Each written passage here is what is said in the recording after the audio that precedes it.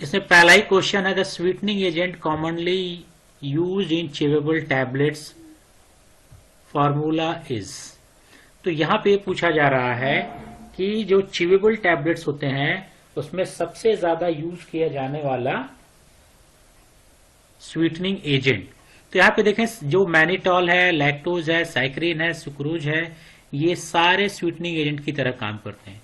जिसमें mannitol, lactose and sucrose, mannitol, lactose and sucrose ये हमारे नेचुरल स्वीटनिंग एजेंट्स इनको बोलते हैं। और जो साइक्रीन है इसको हम लोग बोलते हैं आर्टिफिशियल स्वीटनिंग एजेंट। हम लोग चिवेबल टैबलेट्स में मैनिटॉल भी यूज कर सकते हैं, लैक्टोज भी यूज कर सकते हैं और सुक्रोज भी यूज कर सकते हैं। लेकिन यहां पूछा गया कॉमनली में जो सबसे ज्यादा हम लोग यूज करते हैं दैट इज अ मैनिटॉल। सबसे ज्यादा यूज किया जाता है मैनिटॉल, क्योंकि जो मैनिटॉल सबसे ज्यादा यूज करने का पर्पज सिर्फ इतना है कि नॉन हाइग्रोस्कोपिक होता है और ये कूलिंग सेंसेशन देता है। ठीक, नॉन हाइग्रोस्कोपिक, कूलिंग सेंसेशन और साथ में स्मूथी फील भी देता है माउथ में। इन सारी प्रॉपर्टी होने के नाते मैनिटॉल को प्रिफर किया जाता है। और मैनिटॉल का एक रोल और भी है, हम इसको एज अ फिलर भी यूज करते हैं, फिलर और डाइल्यूएंट।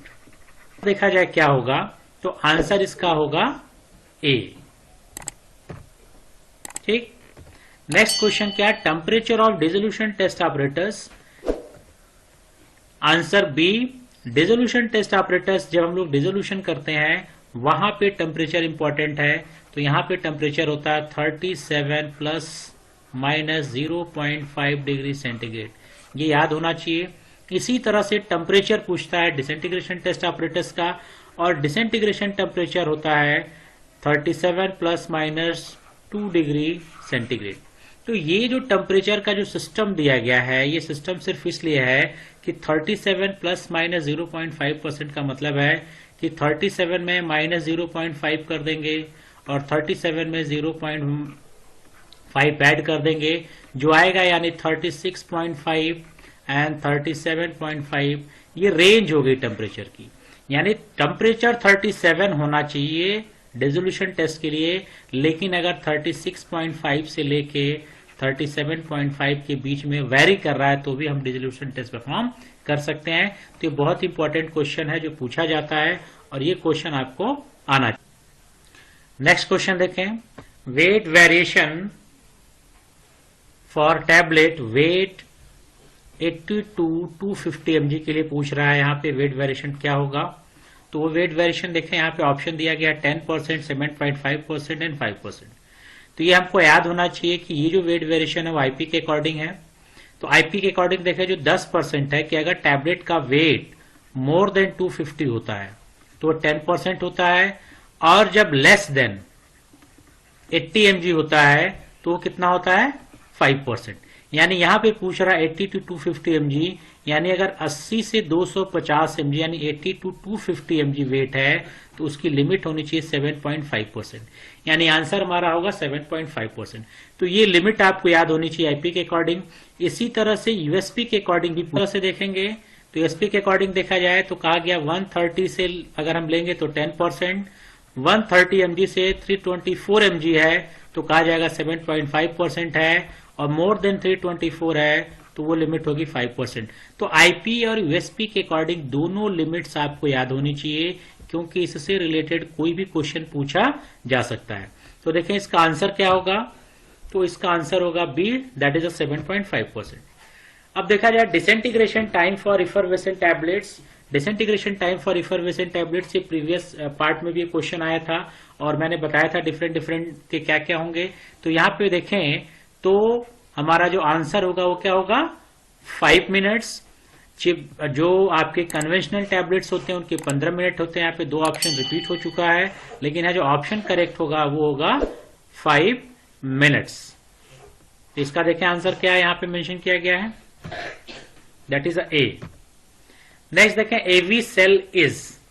एवी सेल ट्रेड नेम है, और ये किसका ट्रेड नेम है, बहुत सारे एक्सिपिएंट ऐसे हैं जिनका ट्रेड नेम होता है, और कुछ के आपको ट्रेड नेम पता होने चाहिए। जैसे इसके पहले भी हम लोगों ने प्रीवियस वीडियो लेक्चर में ब्रांड नेम देखा था।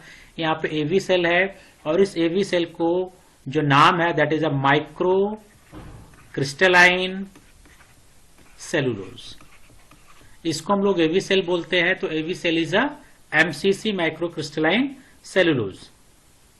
ऑप्शन देखें इसका क्या है, डी। नेक्स्ट क्वेश्चन देखा जाए छठवां, which of the one is not an official test in Indian pharmacopoeia. Indian pharmacopoeia में कौन से टेस्ट ऑफिशियल नहीं है, ये पूछा जा रहा है। यानी इंडियन फार्माकोपिया में कौन कौन से टेस्ट मेंशन नहीं है। तो देखा जाए जो टेस्ट की बात करें कौन कौन से टेस्ट नॉन ऑफिशियल हैं, तो हार्डनेस की बात की जाती है, फ्राइबिलिटी की बात की जाती है एंड थिकनेस की बात की जाती है। ये तीनों को नॉन ऑफिशियल माना जाता है, क्योंकि ये माना जाता है कि जो ब्रिटिश फार्माकोपिया है इसमें 2001 यानी 2001 से पहले ये टेस्ट मेंशन नहीं किए गए थे। अब ये धीरे धीरे टेस्ट मेंशन किए जा रहे हैं, इसलिए इन तीनों को हम लोग नॉन ऑफिशियल या हम लोग मानते हैं। इंडियन फार्माकोपिया का रेस्पेक्ट की बात की जाए तो हार्डनेस इंडियन फार्माकोपिया में मेंशन नहीं है। तो आपका जो यहां पे ऑप्शन होगा दैट इज अ हार्डनेस। देखा जाए इसका ऑप्शन क्या है, हार्डनेस। नेक्स्ट क्वेश्चन देखा जाए, operators used for friability test, और जो ऑपरेटर्स हम लोग फ्राइबिलिटी टेस्ट के लिए यूज करते हैं उसका आंसर है रोज फाइब्रिलेटर। तो यहां पे पहला ही दिया गया रोज फाइब्रिलेटर, तो ये हम लोग फ्राइबिलिटी टेस्ट के लिए यूज करते हैं। मॉन्सेंटो किस लिए यूज किया जाता है, ये हार्डनेस टेस्ट के लिए यूज किया जाता है। और फाइजर भी किसके लिए यूज किया जाता है, हार्डनेस के लिए। तो ये दोनों हार्डनेस के लिए हैं, तो पहला होगा Roche friabilator for the friability test के लिए। नेक्स्ट देखा जाए mesh size of disintegration test operators. Disintegration test operators से हम लोग डीटी चेक करते हैं, और डिसइंटीग्रेशन टेस्ट ऑपरेटर्स यहाँ पे आपको दिख रहा है, ये हमारा डिसइंटीग्रेशन टेस्ट ऑपरेटर्स है। और ये भी आपको स्पेसिफिकेशन याद होना चाहिए, 1 2 3 4 5 6 ट्यूब्स होती हैं। और इस ट्यूब का जो ओपन जो अपर सिस्टम होता है, अपर एंड जो होता है वो ओपन होता है, और जो लोअर एंड होता है उसमें मेस लगी होती है इस तरह से। और इसी का मेस का साइज पूछ रहा है कि मेस का साइज क्या होगा, इस मेस का साइज होता है 10। इसी तरह से जब डिसोल्यूशन में हम लोग चलते हैं, डिसोल्यूशन टेस्ट ऑपरेटर्स में जो basket type dissolution test operators होता है, बास्केट, उस बास्केट का भी मेस पूछा जाता है कि उसका मेस साइज क्या होता है, तो इसका मेस साइज होता है 20। तो डिसोल्यूशन के बास्केट का 20 होता है, लेकिन जब डिसइंटीग्रेशन टेस्ट ऑपरेटर्स की बात करेंगे तो इसका जो मेस साइज होगा वो 10 होगा। और ये दोनों चीजें आपको याद होनी चाहिए, तो इसका आंसर देखा जाए क्या होगा, D. Cam track are used for the, तो कैम ट्रैक हम लोग जनरली यूज करते हैं मूवमेंट ऑफ पंच, यानी जो पंच का मूवमेंट होता है, जो पंच के मूवमेंट को कंट्रोल करता है उसी को हम लोग बोलते हैं कैम ट्रैक।